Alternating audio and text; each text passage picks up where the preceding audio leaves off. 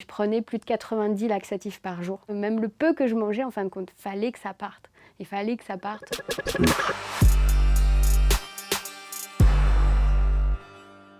Avant de tomber malade, je faisais 58 kilos pour 1,60 m. Je n'avais pas de rapport malsain avec ni la nourriture ni avec mon corps. J'ai commencé à être beaucoup plus concentrée dans mon travail. Vraiment, je me suis mis à fond et c'est comme ça que j'ai commencé à perdre du poids petit à petit. Au début, on est belle aussi physiquement parce qu'on n'est pas encore très maigre, donc voilà, ça va. On va se mettre plus en valeur, on va plus s'aimer, on va plus s'épanouir. C'est limite, on est un exemple en fait. C'est un peu ça qui est compliqué. On devrait tous faire comme toi. On devrait tous prendre soin de son alimentation, soin de soi comme toi. Jusqu'à ce que ça bascule vraiment dans une obsession assez rapide et assez brutale parce que j'ai perdu 24 kilos en 6 mois. Et du coup, là, on m'a emmené voir vraiment le médecin du travail. Il a dit non, faut s'arrêter tout de suite. Et on m'a posé sur un papier que j'étais anorexique. Puisque à ce moment-là, je pesais une quarantaine de kilos, j'allais franchir la barre des 39. J'ai jamais réussi à me faire vomir. Et du coup, la seule solution, ça a été les laxatifs. Au début, ça marchait, sauf que, encore une fois, le corps s'habitue à tout. Donc, j'en prenais de plus en plus, tous les jours, tous les jours, tous les jours. Vraiment, je me suis vue dans un comportement de toxicomane des laxatifs parce que il me fallait ma dose.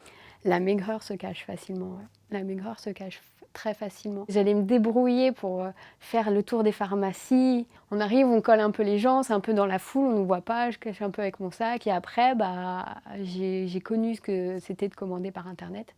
Et là, je commandais des cartons et des cartons entiers. Même les pharmacies sur Internet commencent à me bloquer en fait. Jusqu'à en arriver à une dose extrême où je prenais...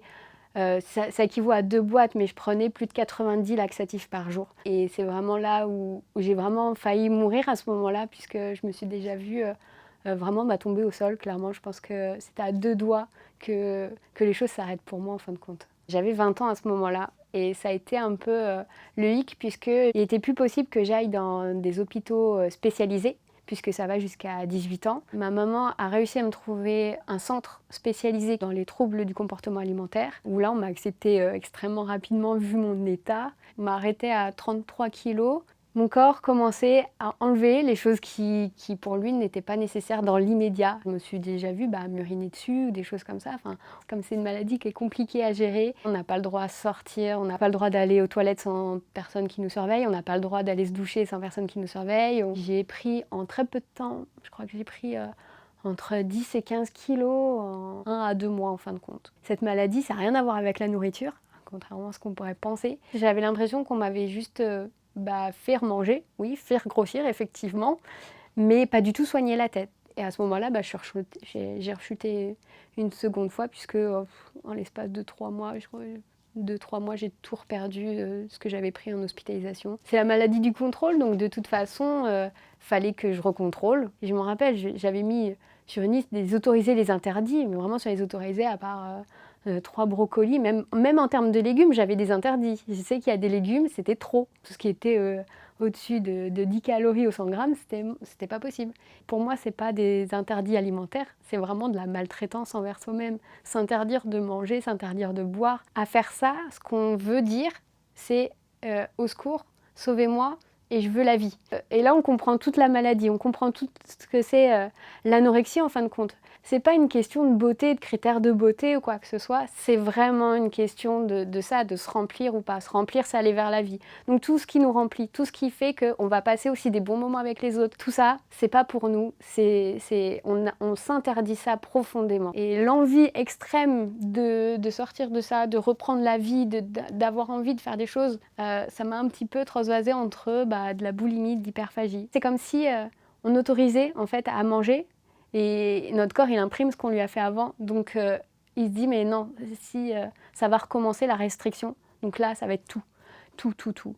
Et ce qui est le plus terrible, c'est que psychologiquement, on va vraiment pas bien. Mais comme on reprend du poids, tout le monde se rassure un petit peu des choses. Donc, tout le monde baisse un petit peu sa vigilance. J'avais l'impression d'être 2 personnes, en fait. Celle que tout le monde voyait, donc avec un corps plutôt normal, voilà, dans la vie de tous les jours. Mais en fin de compte, à l'intérieur de moi, c'était autre chose. Et j'allais tout manger, tout manger, tout manger. J'arrivais pas à m'arrêter. C'était peut-être un week-end, j'ai dû manger peut-être 30 muffins. Je sais pas si on s'en rend compte. Mais à ce moment-là, c'est pas du tout par plaisir.